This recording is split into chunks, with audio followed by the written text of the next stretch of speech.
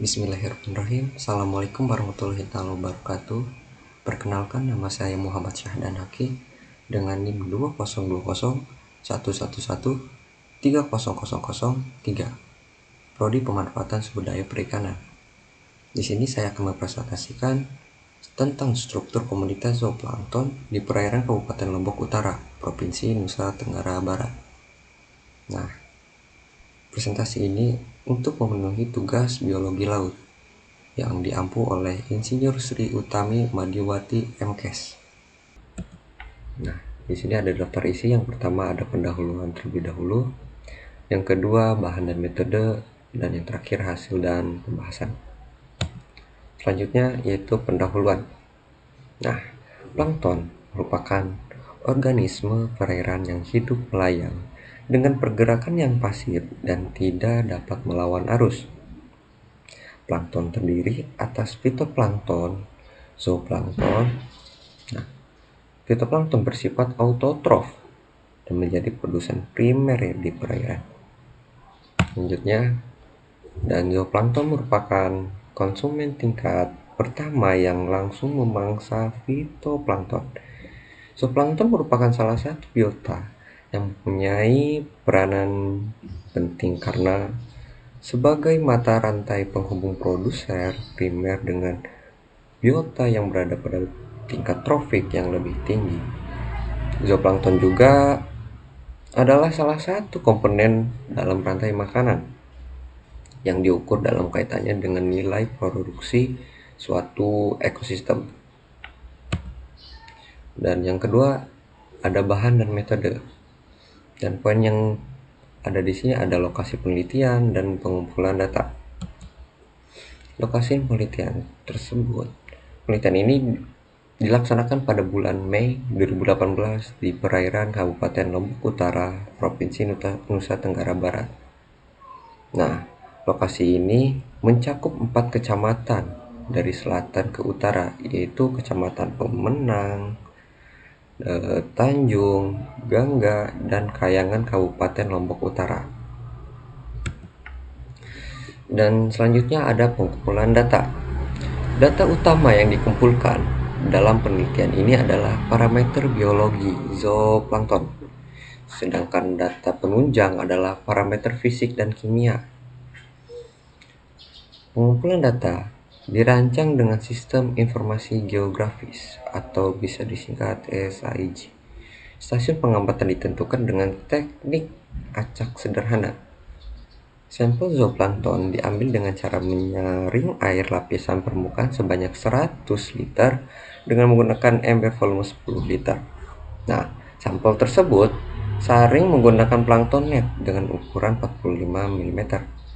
Air sampel yang tersaring dimasukkan dalam botol sampel dengan volume 100 ml dan diawetkan dengan menggunakan pengawet Lugol sebanyak 2 tetes saja. Saat analisis, diambil sebanyak 1 mili saja menggunakan pipet kecil dan diamati dengan menggunakan Sedgwick Rafter Cell atau disingkat SRC dan mikroskop. Dan masing-masing sampel dilakukan pengulangan pengamatan sebanyak 3 kali. Identifikasi fitoplankton dilakukan sampai tingkat genus dengan bantuan buku Yamaji dan Nonji, pengukuran parameter perairan yang meliputi suhu, salinitas, pH air, kecerahan, dan oksigen terlalu tidak dilakukan langsung di lapangan. Selanjutnya, analisis data. Nah, perhitungan kelimpahan zooplankton dilakukan berdasarkan modifikasi alfa dengan rumus sebagai berikut, di mana N merupakan jumlah individu per liter, OI kecil, luas gelas penutup preparat, OP kecil, luas satu lapangan pandang, VR kecil, volume air tersaring, VO kecil, volume air yang diamati, dan VS, volume air yang disaring. N kecil, jumlah zooplankton pada seluruh lapangan pandang, dan P kecil merupakan jumlah lapangan pandang yang teramati. Nah, kita selanjutnya analisis data lagi. Selain kelimpahan zooplankton, perhitungan beberapa indeks ekologi juga dilakukan. Perhitungan indeks ekologi tersebut meliputi indeks keanekaragaman atau Shannon-Wiener, indeks keseragaman, dan indeks dominasi.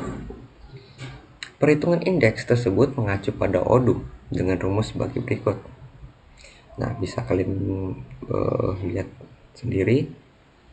Nah, selanjutnya analisis spasial dengan metode kriging yang terdapat dalam perangkat lunak SAR kelas 9 dilakukan dengan tujuan untuk melihat distribusi spasial zooplankton yang meliputi kelimpahan dan indeks ekologi. Metode kriging ini merupakan interpolator geostatistik yang paling sering digunakan dalam analisis spasial yang dapat menghubungkan titik-titik bernilai ekstrim tanpa mengisolasinya, sehingga lebih akurat daripada metode regresi.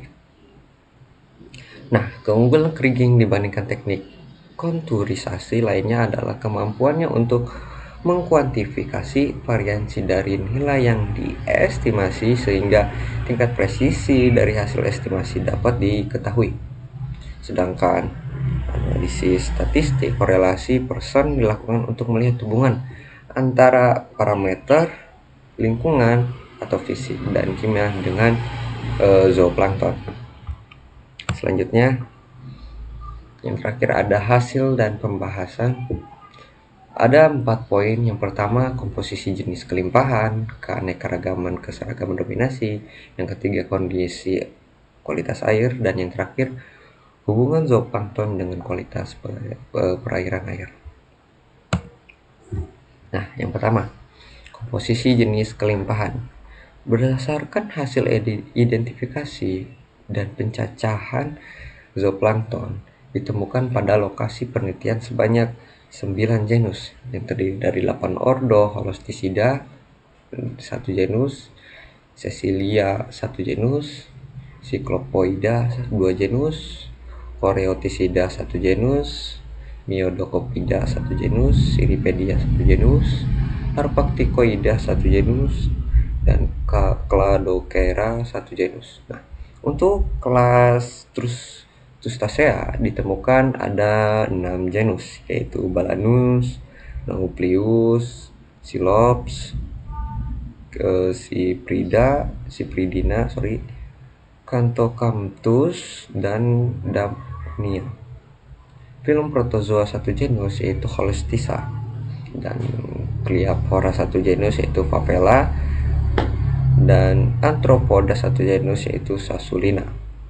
Genus yang paling sering ditemukan pada lokasi penelitian adalah ada genus dari kelas Drosera. Kelimpahan zooplankton yang ditemukan cukup bermacam-macam, cukup bervariasi, di mana terdapat satu genus dominan yang ditemukan di lokasi penelitian, yaitu genus Holostica dengan kelimpahan sebesar 130 IND per L dan kelimpahan relatif 44,8%. Dan ini adalah data-data dari kelimpahan zooplankton di perairan Kabupaten Lombok Utara. Dan yang paling besar ada dari kelas protozoa, ordo Holosticida, genus Holostica, dan kelimpahannya ada 130 indeks per I, dan kelimpahan relatif yang cukup lumayan besar 44,8%. Selanjutnya ada keanekaragaman, keseragaman, dan dominasi. Nah, indeks keanekaragaman menggambarkan kekayaan jenis plankton yang terdapat di suatu perairan. Indeks keseragaman menggambarkan tingkat keseimbangan komposisi jenis, dan indeks dominasi merupakan gambaran ada atau tidaknya suatu jenis atau kelompok plankton yang mendominasi di daerah tersebut. Indeks keseragaman menunjukkan nilai cukup paling tinggi di daerah tersebut, di perairan tersebut, dengan nilai rata-rata 0,28. Nilai rata-rata tersebut termasuk dalam kategori keseragaman yang mungkin cukup rendah. Selanjutnya ada indeks keanekaragaman.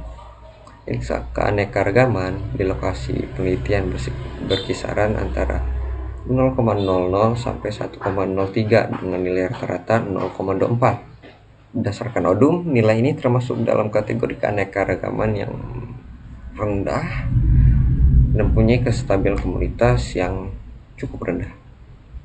Indeks dominasi zooplankton di lokasi penelitian tersebut berkisaran antara 0,00 sampai 1,3 dengan nilai rata-rata 0,50. Nilai indeks dominasi yang mendekati 1 menunjukkan adanya jenis yang dominan, indeks dominasi yang cukup besar. Jadi untuk nilai dominasi kisaran 1 saja itu menunjukkan bahwa di lokasi tersebut ada satu jenis yang dominan. Kita lanjut. Kondisi kualitas air. Hasil pengamatan suhu menunjukkan kisaran 30,7 sampai 31,7 derajat Celcius dengan nilai rata 31,06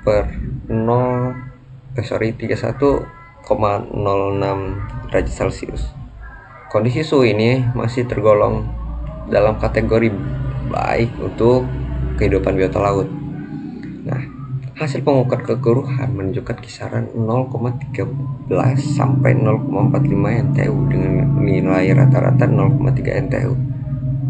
Nah, kondisi pH air di lokasi penelitian tersebut merupakan perairan yang cenderung basah dengan nilai kisaran antara 8,0 sampai 8,2. Hal ini menunjukkan bahwa perairan tersebut cukup ideal untuk pertumbuhan zooplankton yang ada di lokasi penelitian tersebut. Nah, kisaran suhu bagi perkembangan zooplankton adalah 28 derajat Celcius sampai 32 derajat Celcius. Kecerahan perairan di lokasi penelitian menunjukkan nilai yang sangat mendukung pertumbuhan biota laut sesuai baku mutu dengan nilai rata-rata 14,3 M. Lalu, hasil pengukuran salinitas air menunjukkan kisaran 29 sampai 32 ppt dengan nilai rata-rata 30,5 ppt. Wow. Oksigen terlarut tercatat dengan kisaran cukup tinggi, itu kisaran 6,8 sampai 8,7 mg per L dan nilai rata-rata 7,46 mg per L. Nah, rata-rata kadar nitrat dan fosfat yang ditemukan di lokasi penelitian berturut-turut adalah 0,158 mg per L dan 0,033 mg per L. Itulah kondisi kualitas air yang ada di lokasi penelitian tersebut. Nah, lalu ada hubungan zooplankton dengan kualitas perairan yang ada di lokasi. Hubungan antara zooplankton dan kondisi lingkungan perairan telah banyak dibahas pasti dengan menggunakan berbagai jenis analis. Untuk melihat hubungan tersebut,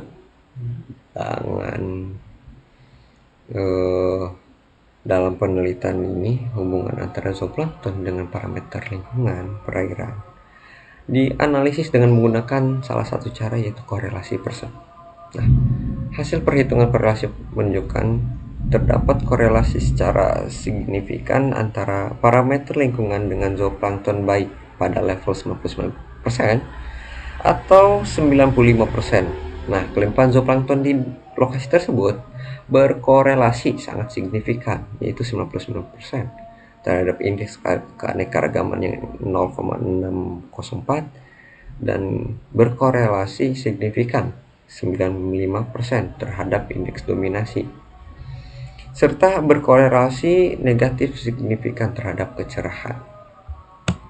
Dan di penghujung presentasi saya menyebutkan bahwa hasil penelitian ini menunjukkan jenis dan kelimpahan zooplankton yang ditemukan di perairan Kabupaten Lombok Utara menurut saya cukup bervariasi dengan jumlah genus sebanyak 9 yang terbagi dari 5 kelas, di mana kelas terusnya ditemukan 6 genus berdasarkan hitungan indeks ekologi yang meliputi indeks keanekaragaman, indeks keseragaman, dan indeks dominasi menunjukkan bahwa struktur komunitas zooplankton dalam kategori perairan yang mungkin cukup kurang stabil lah. Dan kelimpahan dan indeks ekologi zooplankton dipengaruhi oleh kondisi lingkungan fisik dan kimia perairan, antara lain kecerahan, pH, dan oksigen terlalu. Mungkin itu saja yang dapat saya sampaikan. Semoga apa yang saya sampaikan bisa menjadi bermanfaat buat kalian semua dan buat diri saya pribadi. Untuk itu, terima kasih. Kurang lebihnya mohon maaf. Assalamualaikum warahmatullahi wabarakatuh. Terima kasih.